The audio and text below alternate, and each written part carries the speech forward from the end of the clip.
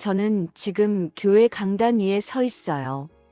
손에는 기타가 들려 있습니다. 15년 만에 다시 잡은 기타예요. 200명의 성도들이 저를 바라보고 있습니다. 그들의 눈빛에는 기대가 가득해요. 1년 전 이맘때 저는 이 자리에 서지 못했어요. 아니, 서 있을 수조차 없었습니다. 남편의 배신을 알게 됐거든요. 교회 반주자와의 관계. 그 충격으로 저는 완전히 무너졌어요. 밤마다 울었고 하나님께 원망했습니다. 하지만 지금 저는 다시 서 있어요. 찬양하고 있습니다. 웃고 있어요. 어떻게 이게 가능할까요? 기적이에요. 아니, 하나님의 은혜입니다. 어떻게 여기까지 왔을까요? 40일 금식 기도, 수없이 흘린 눈물, 용서의 결단, 그리고 회복의 여정. 쉽지 않았어요. 정말 힘들었습니다. 하지만 하나님께서 저를 붙들어 주셨어요. 이제 그 이야기를 들려드리려 해요. 절망에서 희망으로, 분노에서 용서로, 침묵에서 찬양으로 돌아온 이야기입니다. 이것은 한 목사 사모의 진실한 고백이에요. 꾸밈 없는 이야기입니다. 혹시 지금 고통받고 계신가요? 배신당하셨나요? 이 이야기가 여러분께 작은 위로가 되기를 바라요. 저처럼 여러분도 다시 일어설 수 있습니다. 2022년 3월 부산으로 이사하던 날을 잊을 수 없어요. 트럭에 짐을 가득 싣고 고속도로를 달렸습니다.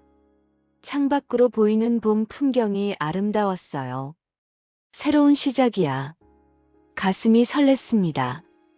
은혜샘교회는 해운대 근처 주택가에 있었어요. 200명 규모의 아담한 교회였습니다. 건물은 4층이었고 1층이 본당, 4층이 사택이었어요. 여기서 우리 가족이 살게 되는구나. 감사했습니다. 부임 예배날 성도들이 저희를 환영해 주셨어요. 목사님, 가족 환영합니다. 박수 소리가 본당을 가득 채웠습니다. 장로님들께서 준혁의 손을 꽉 잡으셨어요. 잘 오셨습니다. 함께 교회 잘 섬겨봅시다. 저희 새아이도 환영받았어요. 시온이 9살, 은혜 6살, 요셉이 1살. 권사님들이 아이들을 안아주며 말씀하셨습니다. 애들이 너무 예쁘네요. 우리가 잘 돌봐드릴게요. 저는 감동했어요. 그날 저녁 사택에서 저희 가족은 손잡고 기도했어요. 하나님, 이곳으로 저희를 인도해 주셔서 감사합니다. 성도들을 잘 섬기게 하소서. 이 교회가 부흥하게 하소서. 아멘. 모두가 행복해 보였습니다. 여름 수련회 때였어요. 준혁의 설교가 정말 좋았습니다. 하나님께서 우리를 부르신 목적이 무엇입니까? 그분의 영광을 위해 살라는 것입니다.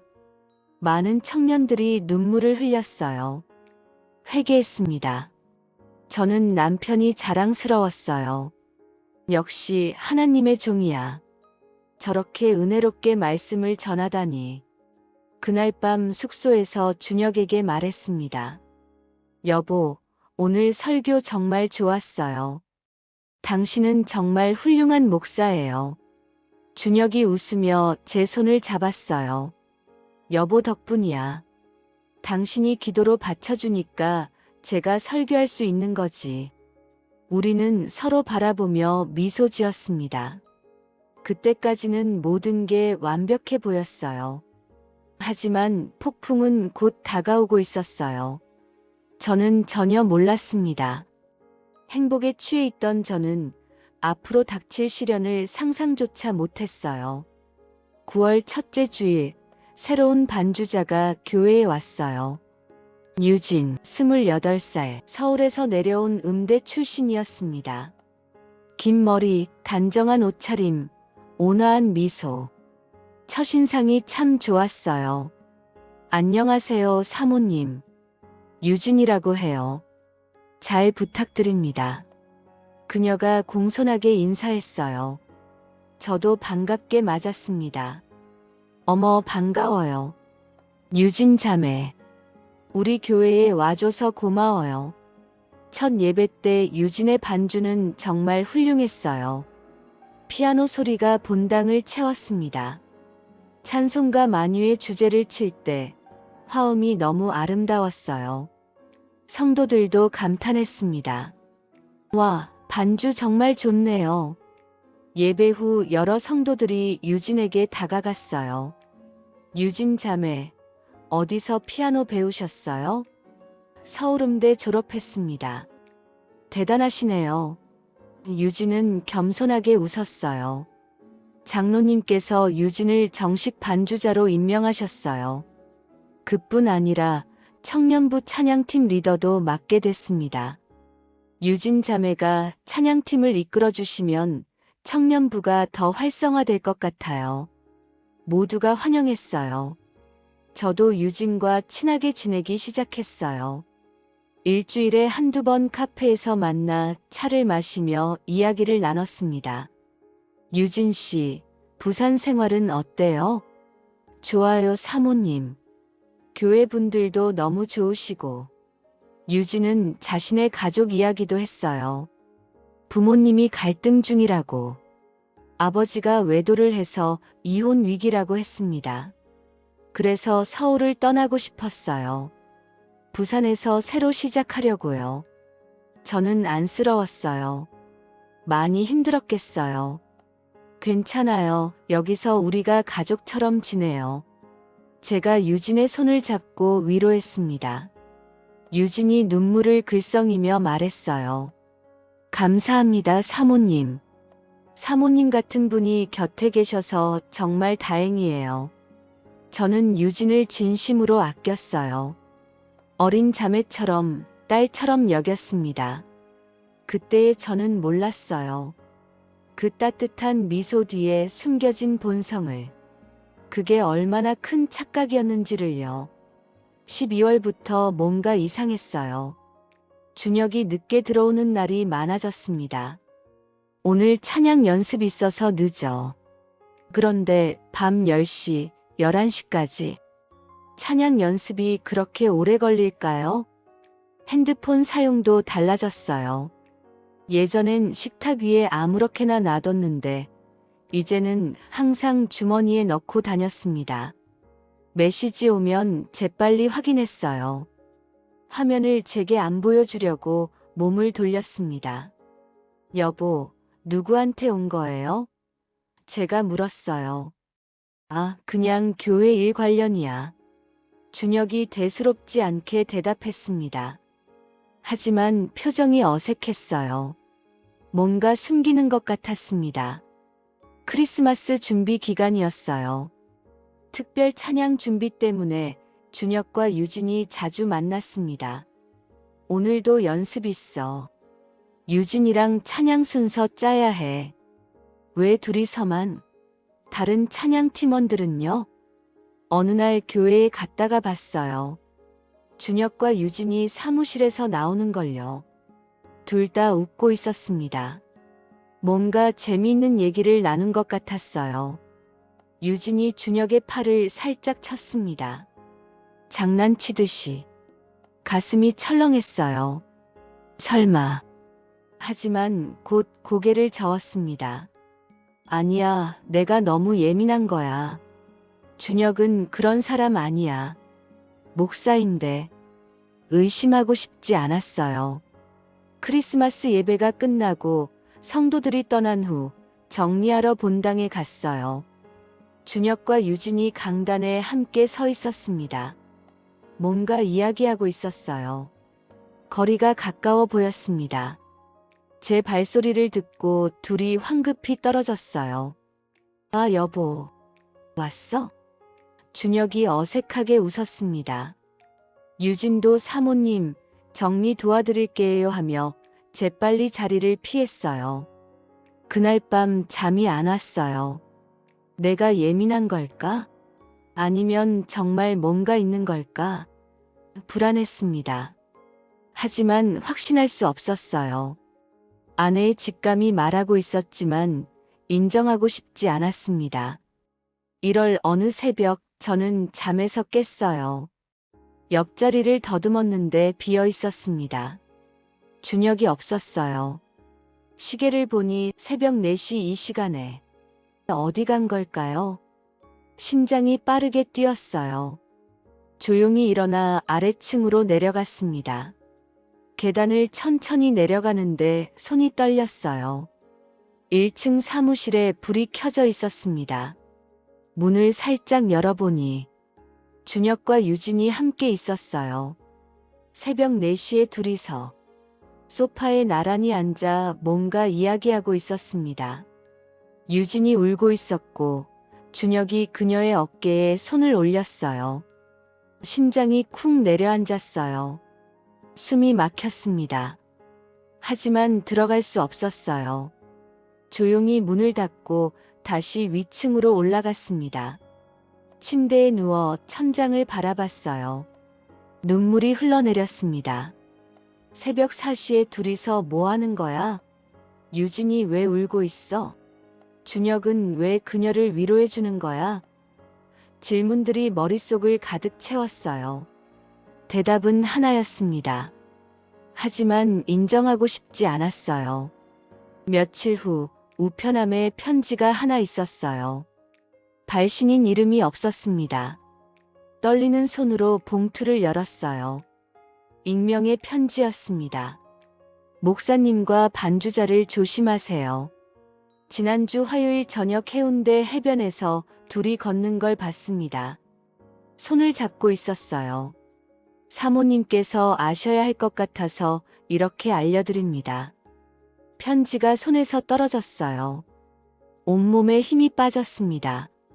주저앉고 싶었어요. 거짓말이야. 누군가 장난치는 거야. 하지만 새벽 4시 사무실. 장면이 떠올랐습니다. 그것도 거짓말일까요? 아니었어요. 그날부터 저는 준혁을 지켜봤어요. 핸드폰, 일정, 행동. 모든 게 의심스러웠습니다. 이건 사랑이 아니었어요. 감시였습니다. 하지만 어쩔 수 없었어요. 확인하고 싶었습니다. 2월 어느 날 저는 준혁의 서재를 청소했어요. 책장을 정리하다가 노트 하나를 발견했습니다. 낡은 검은색 노트. 열어봤어요. 준혁의 필체였습니다. 일기였어요. 1월 15일. 오늘 유진을 안아주고 싶었다. 하지만 참았다. 이러면 안 되는데. 내가 목사인데 어떻게 이런 마음을 품을 수 있지? 하나님 용서하소서. 심장이 멈추는 것 같았어요. 손이 떨렸지만 계속 읽었습니다. 1월 20일. 그녀의 미소가 자꾸 떠오른다. 예배 볼 때도 설교 준비할 때도 이 감정을 어떻게 해야 할까? 여보한테 말해야 하나? 아니 말할 수 없어. 상처받을 거야. 1월 28일. 오늘 유진과 해변을 걸었다. 손을 잡았다. 잘못된 거라는 걸 안다. 하지만 그 순간만큼은 행복했다. 하나님, 저를 용서하시고 이 죄에서 건져주소서. 노트가 손에서 떨어졌어요. 눈물이 쏟아졌습니다. 거짓말이야. 거짓말이라고. 하지만 거짓말이 아니었어요. 준혁의 글씨, 준혁의 일기, 준혁의 고백 모두 진실이었습니다. 저는 노트를 들고 준혁을 기다렸어요. 밤 8시쯤 그가 들어왔습니다. 여보, 저녁 먹었어? 평소처럼 밝게 인사했어요. 저는 대답 없이 노트를 내밀었습니다. 준혁의 얼굴이 하얗게 질렸어요. 이게 어떻게? 읽었어요. 다 읽었어요. 이게 뭐예요? 설명해 주세요. 제 목소리가 떨렸습니다. 준혁은 소파에 주저앉았어요. 긴 침묵이 흘렀어요. 시계 초침 소리만 들렸습니다. 마침내 준혁이 입을 열었어요. 미안해. 변명의 여지가 없어. 유진한테 감정이 생겼어. 감정? 제가 차갑게 물었습니다. 어떤 감정이에요? 말해봐요. 사랑이에요? 준혁은 대답하지 못했어요. 그 침묵이 대답이었습니다. 세상이 무너지는 느낌이었어요. 제 남편이, 목사가, 하나님의 종이 다른 여자를 사랑한다니. 10년 결혼 생활이 한순간에 무너졌습니다. 저는 거실을 나와 화장실로 갔어요. 그리고 소리 없이 울었습니다. 다음 날 저는 유진을 만났어요. 카페에서 대면했습니다. 그녀는 평소처럼 미소 지으며 왔어요. 사모님 부르셨어요? 앉아요. 저는 차갑게 말했습니다. 유진 씨, 솔직하게 물어볼게요. 목사님과 어떤 관계예요? 유진의 얼굴이 굳었어요. 무슨 말씀이세요? 다 알고 있어요. 두 분이 자주 만난다는 것, 해변 걸었다는 것, 새벽에 사무실에서 만난다는 것. 유진은 당황했어요. 손을 떨며 커피잔을 내려놨습니다. 사모님, 오해세요. 목사님이 제 상담을 해주시는 거예요. 가족 문제로 힘들어서. 상담이 새벽 4시에 필요해요? 손잡고 해변 걷는 게 상담이에요? 유진은 눈물을 흘렸어요. 정말 아무 감정 없어요. 그냥 교회 동역자일 뿐이에요. 목사님은 좋은 분이시지만 저한테는 그저 목사님일 뿐이에요. 사모님을 오해하게 만들어서 죄송해요. 사직하겠습니다. 하지만 믿을 수 없었어요. 그녀의 눈물이 진짜인지 거짓인지, 연기인지 진심인지. 다음 달 말까지 사직해 주세요. 저는 자리에서 일어났습니다. 유진은 고개를 숙였어요. 3월 저는 준혁의 태블릿을 발견했어요. 거실 소파에 놔둔 걸요. 평소엔 절대 두지 않았는데 비밀번호를 풀었습니다. 결혼 기념일이었어요. 들어가니 숨겨진 카톡 앱이 있었습니다. 유진과의 대화방이었어요. 수백 개의 메시지들. 1월 10일부터 시작됐습니다. 오빠, 오늘 상담 감사했어요. 나야말로 고마워. 유진아, 힘내. 처음엔 평범했어요. 하지만 점점 달라졌습니다. 오빠 보고 싶어요. 나도. 내일 보자.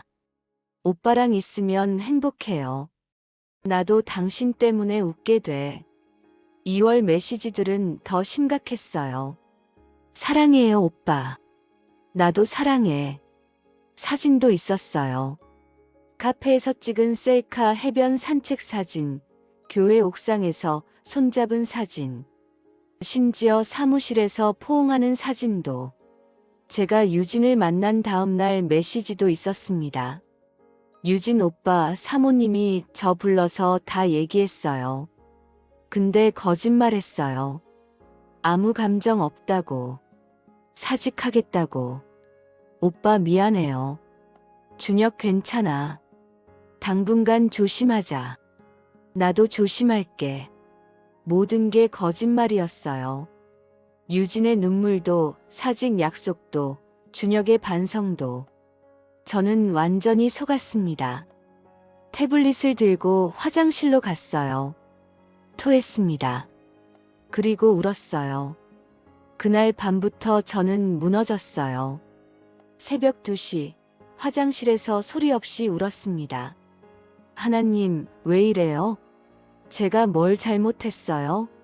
10년간 목사 아내로 최선을 다했는데 왜 이런 일이 일어나요?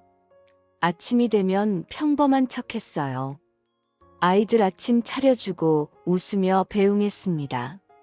시온아, 학교 잘 다녀와. 은혜야, 유치원 재밌게 놀아. 하지만 속은 죽어가고 있었어요. 주일엔 성도들한테 웃으며 인사했어요. 권사님 안녕하세요. 집사님 주일 잘 보내세요.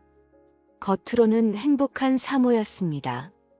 하지만 예배 시간에 찬송가를 부를 수 없었어요. 목이 메었습니다. 먹을 수 없었고 잠잘 수 없었어요. 일주일에 3kg가 빠졌습니다. 왜 저는 부족한 걸까? 왜 남편은 저를 선택하지 않은 걸까? 자존감이 바닥까지 떨어졌어요. 금요일 저는 준혁을 불렀어요. 점심에 집으로 오라고 12시쯤 준혁이 왔습니다. 왜 그래? 저는 태블릿을 내밀었어요. 스크린샷들을 보여줬습니다. 메시지들, 사진들. 준혁의 얼굴이 하얗게 변했어요. 손이 떨렸습니다. 이게 어떻게? 다 봤어요. 이게 뭐예요? 사랑한다고. 당신이 목사예요. 하나님의 종이에요. 준혁은 무릎을 꿇었어요. 미안해. 변명의 여지가 없어. 하지만 육체적 관계는 없었어. 그냥 감정적으로. 그게 중요해요? 마음을 빼앗긴 게 더 나빠요. 저는 결혼 반지를 빼서 테이블에 던졌어요. 이혼할 거예요. 준혁이 제 손을 잡으려 했지만 뿌리쳤습니다. 손대지 마세요. 더럽게. 여보. 제발. 아이들 생각해.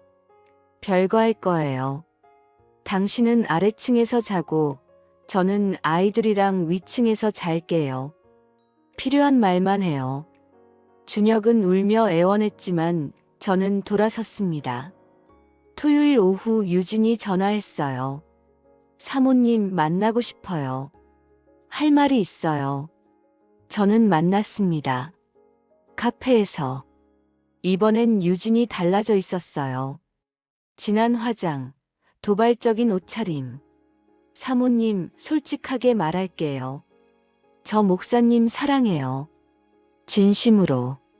저는 믿을 수 없었어요. 지난번엔 아무 감정 없다고 하지 않았어요? 거짓말이었어요. 목사님이 선택하시면 함께 하겠어요. 저는 그녀의 뺨을 때렸어요. 찰싹. 소리가 카페에 울렸습니다. 사람들이 쳐다봤어요. 유진은 뺨을 만지며 차갑게 웃었습니다. 후회하실 거예요. 내일 주일 예배 기대하세요. 저는 집으로 달려가 준혁에게 전화했어요. 유진이 뭔가 계획하고 있어요. 내일 예배 때. 준혁도 당황했습니다. 저희는 두려움에 떨며 주일을 맞이했어요. 주일 예배 시간에 유진은 평온하게 반주했어요. 찬양 후 그녀가 마이크를 잡았습니다. 성도님들께 알려드릴 말씀이 있어요. 이번 주가 마지막 반주입니다. 개인 사정으로 떠나게 됐어요. 그동안 사랑해주셔서 감사했습니다. 특히 목사님께 감사드려요. 많은 은혜를 받았어요. 평생 잊지 못할 거예요. 성도들은 박수 쳤습니다. 아무도 진실을 몰랐어요. 저는 완전히 고립됐어요.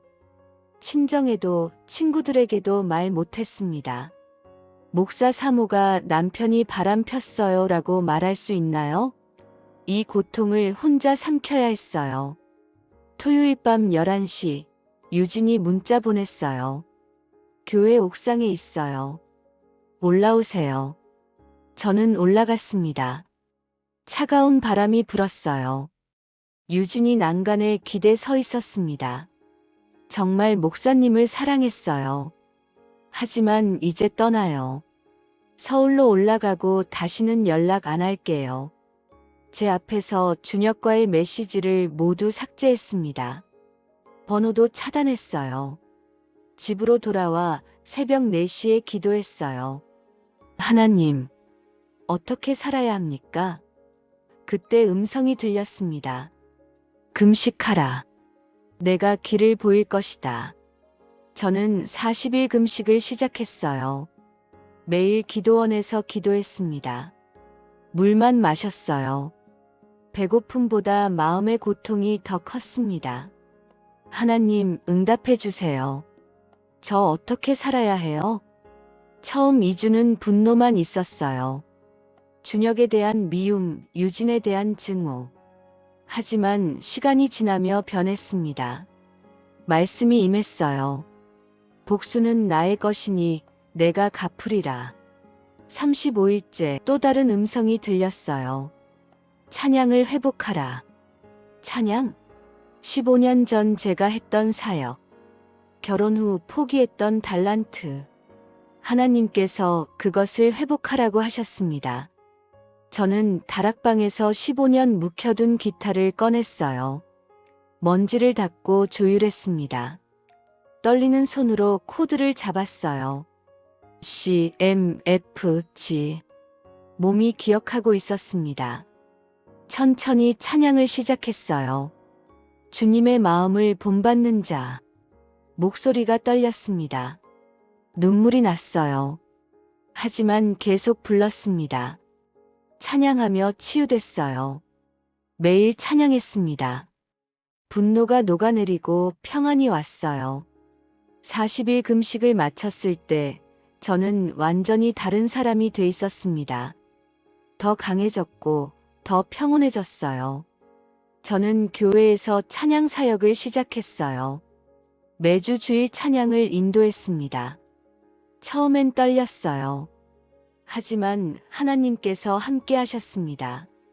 성도들이 은혜 받았어요.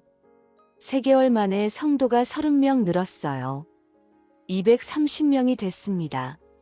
준혁과의 관계도 조금씩 나아졌어요. 아직 완전하진 않았지만 희망이 보였습니다. 어느 날 일기에 썼어요. 하나님께서 저를 회복시키고 계세요. 천천히 하지만 확실하게. 찬양이 저를 살렸습니다. 저는 금요 찬양 예배를 시작했어요. 첫날 10명이 왔습니다. 찬양하며 성령께서 임하셨어요. 사람들이 울고 회개하고 치유받았습니다. 이것이 하나님께서 원하시는 예배구나. 매주 금요일마다 기적이 일어났어요. 6주째 120명이 모였습니다. 그날 밤 뭔가 특별한 일이 일어날 것 같았어요. 6번째 금요일 문이 열렸어요. 유진이 들어왔습니다. 4개월 만이었어요. 수척한 얼굴, 붉은 눈. 울고 있었습니다. 찬양이 끝나고 준혁이 강단에 올랐어요. 저는 죄를 지었습니다. 한 자매와 부적절한 관계를 맺었어요. 본당이 술렁였어요. 유진도 앞으로 나왔습니다. 저입니다. 정말 죄송합니다. 제 앞에 무릎 꿇었어요. 저는 그녀를 일으켰어요. 안아줬습니다. 용서해요. 성도들이 우리를 둘러싸고 기도했어요. 치유가 일어났습니다. 회복이 시작됐어요. 준혁은 6개월 안식년을 가졌어요. 저희는 전문 상담을 받았습니다. 매일 대화하고 주 1회 데이트했어요. 신뢰가 조금씩 회복됐습니다. 6개월 후 준혁은 강단에 복귀했어요. 교회는 300명으로 부흥했습니다. 저희는 과거를 뒤로하고 미래를 향해 나아갔어요. 1년 후 저희는 간증을 시작했어요. 저희의 이야기가 많은 사람들에게 희망이 됐습니다. 부부 회복 세미나를 열었어요. 20상 중 15상이 극적으로 회복됐어요. 하나님께서 저희의 고난을 다른 사람들의 축복으로 바꾸셨습니다. 이것이 새로운 사명이었어요. 창립 5주년 감사 예배일에 저는 정식 예배 찬양 인도자로 임명됐어요. 강단에 서서 기타를 들었습니다. 3년 전과는 완전히 다른 사람이었어요. 놀라운 주의 은혜를 불렀습니다. 눈물이 흘렀어요. 잃었던 생명 찾았고 광명을 얻었네. 간증을 나눴습니다. 3년 전 저는 무너진 사모였어요. 하지만 하나님께서 저를 다시 세우셨어요. 예배 후 준혁이 저를 안았어요. 아이들도 달려왔습니다. 저희 가족은 완전히 회복됐어요. 그날 저녁 발코니에서 기도했습니다. 하나님 감사해요. 반주자의 건반은 멈췄지만 저의 찬양은 다시 시작됐습니다. 평생 주님을 찬양하며 살게요. 이 이야기를 듣고 계신 여러분께 말씀드려요. 지금 고통받고 계신가요? 배신당하셨나요? 절망하고 계신가요? 저도 그랬어요. 하지만 하나님께서 저를 회복시키셨습니다. 여러분도 회복될 수 있어요. 로마서 8장 28절을 붙잡으세요. 하나님을 사랑하는 자, 곧 그의 뜻대로 부르심을 입은 자들에게는 모든 것이 합력하여 선을 이루느니라. 제 이야기가 희망이 되길 바라요. 포기하지 마세요. 끝까지 하나님을 믿으세요. 반드시 회복의 날이 올 겁니다. 이 영상이 도움되셨다면 좋아요와 구독 눌러주세요. 마지막으로 기도할게요. 하나님, 지금 듣는 모든 분들을 축복해 주세요. 고통받는 자에게는 위로를, 절망하는 자에게는 희망을, 배신당한 자에게 용서의 은혜를, 무너진 자에게 회복의 역사를 베풀어 주소서. 예수님의 이름으로 기도합니다. 아멘. 하나님께서 여러분과 함께 하시길 축복해요. 여러분의 인생에도 아름다운 회복의 이야기가 쓰여지길 소망합니다. 감사합니다.